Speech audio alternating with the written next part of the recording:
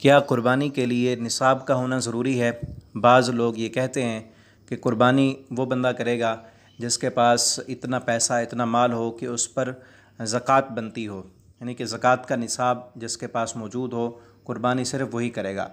तो इस हवाले से कुरान और हदीस में कोई भी दलील नहीं मिलती कि कुर्बानी किस पर फ़र्ज़ है, किस पर लाज़िम है। ये लाज़िम करने के लिए कि वो बंदा ही कुर्बानी करेगा जिसके पास इतना माल हो कि वो ज़कात के निसाब को पहुंचता हो, तो उस बंदे को चाहिए कि वो दलील दे कि ये किसने कहा है, किसने ये निसाब मुकर्रर किया है। कुरान और सुन्नत के अंदर कोई भी ऐसी बात नहीं मिलती जिससे ये दलील मिलती हो कि कुर्बानी के लिए निसाब का होना शर्त है, बल्कि ये दलाइल इसके ख़िलाफ़ मिलते हैं।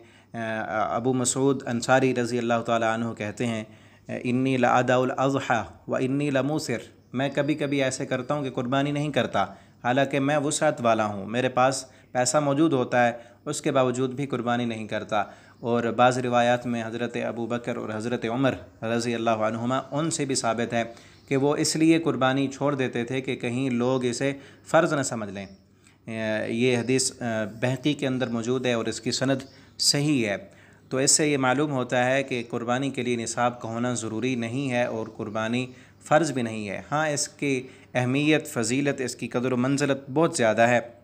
आप सल्लल्लाहु अलैहि वसल्लम ने इसकी बड़ी ताकीद फरमाई है।